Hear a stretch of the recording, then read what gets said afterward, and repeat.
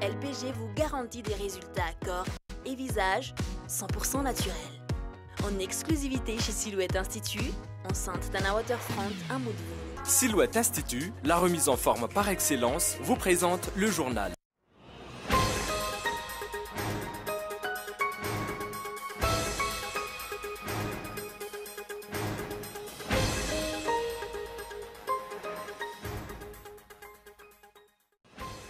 Le Premier ministre a remis le débat sur les questions de 100 jours. Le compte à rebours de 100 jours compté par le Premier ministre pour son gouvernement diffère de celui du secrétaire général de la présidence. Les paysans malgaches ne sont pas assez expérimentés. Ils affirment de leur côté que le problème réside dans les aléas climatiques et à l'électricité inaccessible. Et puis l'un des chefs d'Al-Qaïda dans la péninsule arabique, Nasser Al-Anssi, a été tué dans l'attaque d'un drone américain au Yémen. C'est ce qu'a annoncé ce jeudi le mouvement terroriste. Il avait revendiqué en janvier l'attaque contre Charlie Hebdo.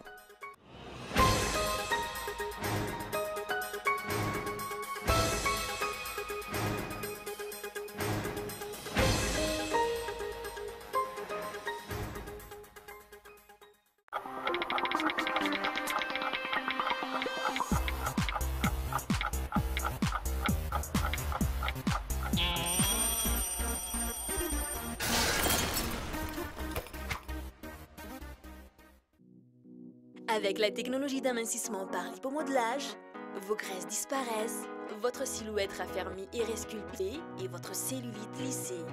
Les soins Endermolite comblent et lissent les rides, raffermissent et redensifient la peau, redessinent l'ovale du visage. Sans douleur, sans chirurgie, la stimulation cellulaire LPG vous garantit des résultats corps et visage 100% naturels.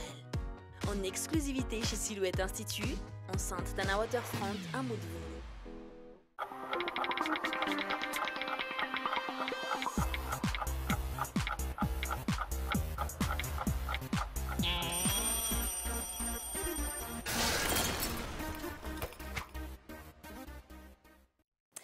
Bonsoir à tous et merci de nous rejoindre sur Cool TV. Le Premier ministre a remis le débat sur les questions de 100 jours. Le compte à rebours de 100 jours compté par le Premier ministre pour son gouvernement diffère donc de celui du secrétaire général de la présidence. Face à la situation politique actuelle, les citoyens n'ont pas de repères sur quoi évaluer le gouvernement. Ravel n'arrive au reportage. Au vu de la situation politique actuelle, les élections et la relance économique ne semblent pas toucher la vie quotidienne des 22 millions de Malgaches. Rien ne va ni au niveau du gouvernement ni de la présidence. Si les élections étaient les points d'évaluation des actions du gouvernement, tout laisse croire que le gouvernement ne s'en sort pas. Les règles de l'élection changent à la dernière minute. Ni photo ni nom ne figurera sur les bulletins de vote. La date du dernier dépôt de dossier de candidature est reportée pour le 15 mai prochain. Ni le Sénat ni le gouvernement ne montrent aucune volonté sérieuse d'organiser au plus tôt les élections. La moindre des normes internationales en matière d'élections n'est pas respectée. Que ce soit dans 100 ou 200 jours, le gouvernement n'arrivera pas à résoudre ces problèmes de désorganisation. En 1 an et 4 mois en régime, aucun signe de relance économique n'est perceptible jusqu'ici. Nous sommes actuellement à 36 jours du deadline des 100 jours en référence au compte à rebours du Premier ministre. Quelles sont réellement les priorités de ce gouvernement? Telle est la question suscitée par la pratique du pouvoir à Madagascar. La participation du gouvernement politique Mapar aux élections communales a suscité de vives discussions ces derniers jours. Des rumeurs ont circulé que le dépôt de candidature des candidats de ce groupement ont été donc refusés auprès des OVEC, des candidatures signées donc par Christine Razanamassou. Par ailleurs, d'autres rumeurs ont circulé que le ministère de l'Intérieur a donné l'ordre d'interdire l'utilisation du nom Mapar à Andrazouil et consorts. Le ministère n'a pas donné d'informations y concernant et le bureau de Mapar a affirmé qu'il s'agit là d'une déstabilisation. Reportage.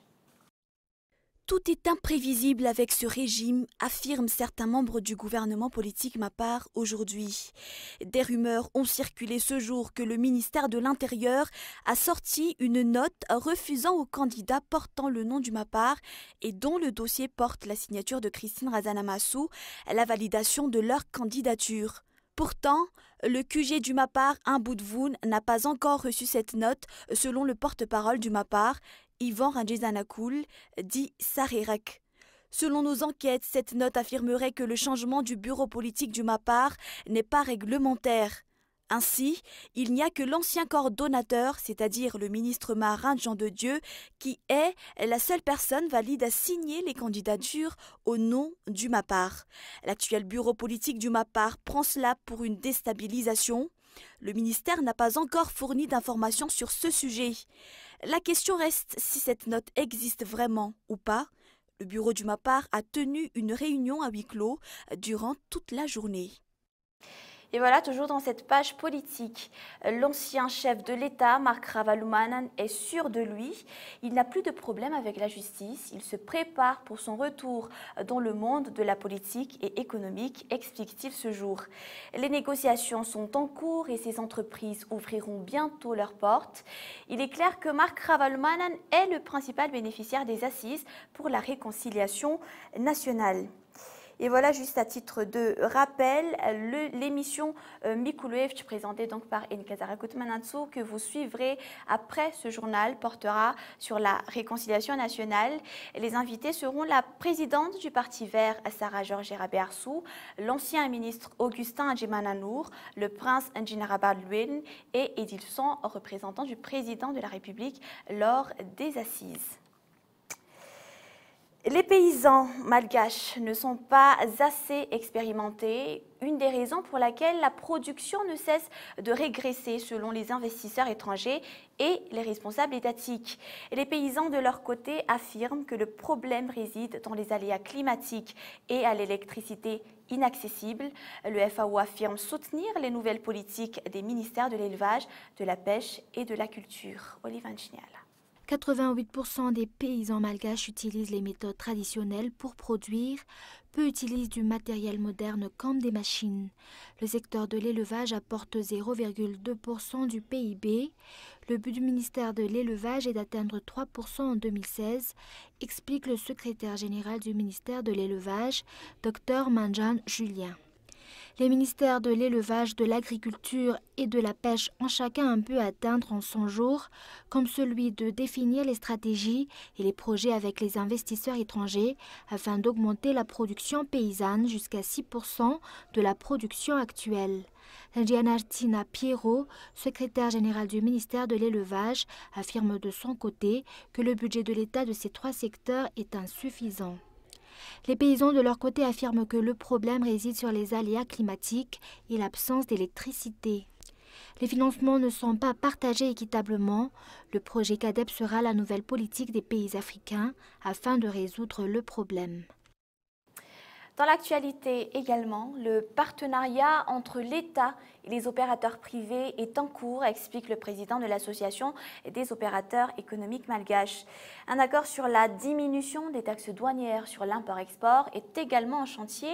Une première pour l'Association des opérateurs économiques que de participer à la foire internationale de Madagascar. La température baisse de plus en plus pendant la nuit, le matin et surtout le soir.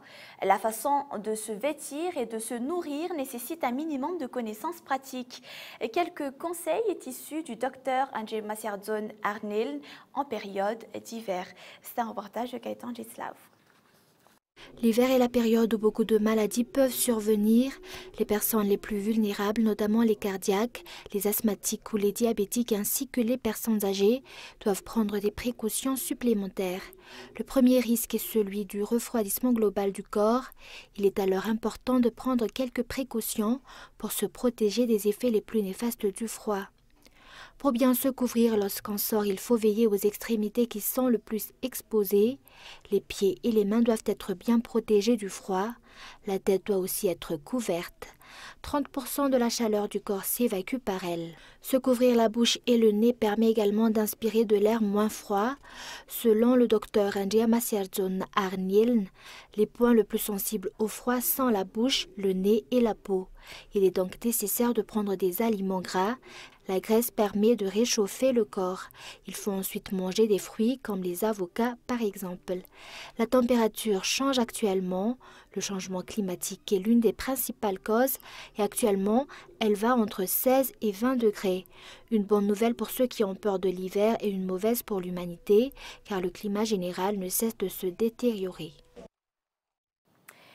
Atteinte de rétinoblastome, une grave maladie des yeux, Mitty a besoin d'être plus vite opérée. La petite a déjà été examinée par les médecins du Mercy Chips, mais voilà, ces derniers ne peuvent l'opérer. En guise de participation à l'aide de toute l'équipe de Cool TV FM à la petite Mitty, nous lançons également un appel aux généreux et aux différentes associations. Vous pouvez donc appeler ses parents au numéro suivant, le 034 70 111 21 ou au 033 01 668 37. Et nous passons aux actualités internationales.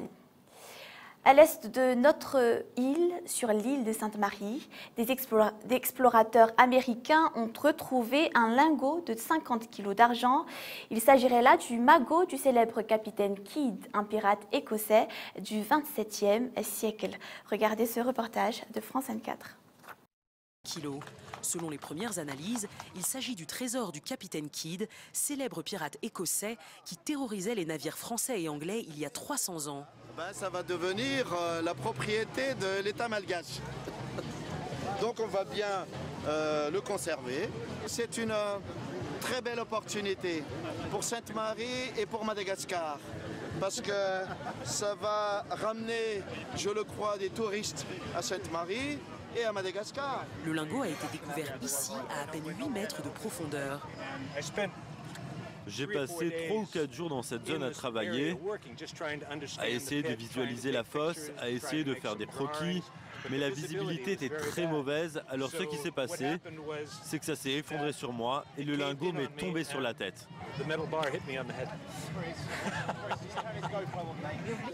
Dans ce laboratoire, de la vaisselle en porcelaine luxueuse, des sculptures, tout appartenait à des pirates. Ça, c'est très rare parce que c'est une tasse qui n'a pas été cassée par miracle. Et voilà une très belle tasse chinoise, Kangxi, 1662-1722, très très fine, très très belle. Sainte-Marie est le plus grand cimetière de bateaux de pirates au monde. Dans cette rade, 13 épaves ont été recensées. On vous le disait en titre tout à l'heure, un haut responsable d'Al-Qaïda dans la péninsule arabique, Nasser Al-Ansi, qui avait revendiqué au nom du groupe extrémiste l'attaque meurtrière contre Charlie Hebdo, a été tué par un drone américain au Yémen. C'est ce qu'a annoncé ce jeudi l'ACPA, selon le Centre américain des surveillances des sites islamistes ou sites. Regardez toujours ce reportage de France 24. Ce visage était apparu sur les écrans français en janvier dernier. Nasser Al-Ansi, l'un des cerveaux militaires d'Al-Qaïda au Yémen. Dans cette allocution, il revendique au nom de son organisation l'attentat contre Charlie Hebdo. 12 personnes, dont des journalistes abattus en plein Paris par les frères Kouachi. Ces derniers seront tués 2 jours plus tard par les forces de l'ordre. En début de semaine, cette vidéo est publiée sur les réseaux sociaux. Ce responsable d'Al-Qaïda annonce la mort d'Al-Ansi, tué par un drone américain, dit-il, dans le port yéménite de Moukalla. Interrogé sur la question, le chef du Pentagone reste vague. Les États-Unis maintiennent la pression sur ACPA. Ce sera son seul commentaire.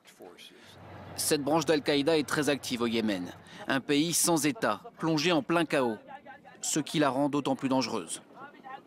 Malheureusement, ce n'est pas surprenant dans ce type de configuration où il y a d'une part un État central qui est très faible, des institutions politiques qui sont en voie de désagrégation avancée. Il est évident que ce type d'organisation profite du chaos. D'autant plus qu'elle était déjà bien implantée depuis longtemps, puisque Al-Qaïda dans la péninsule arabique, c'est la filiale probablement la plus structurée de la maison mère Al-Qaïda. Sur Al-Ansi, on sait peu de choses, si ce n'est son âge, 40 ans. Son organisation décrit un homme rompu au combat, de la guerre des Balkans aux montagnes d'Afghanistan, avant de revenir dans son pays natal, au Yémen. Et voilà, c'est le moment du rappel des points de ce journal ce vendredi.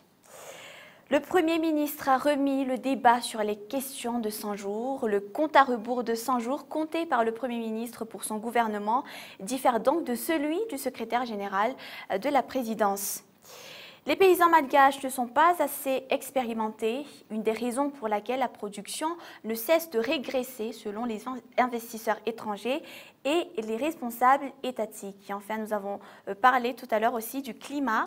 La température baisse de plus en plus pendant la nuit, le matin et surtout le soir. La façon de se vêtir et de se nourrir nécessite un minimum de connaissances pratiques. Voilà pour ce point de l'actualité ce soir. Merci de votre fidélité à Cool TV. Ne ratez donc pas l'émission Mikulouevch après ce journal. Je vous souhaite de passer une excellente soirée et je vous dis à demain.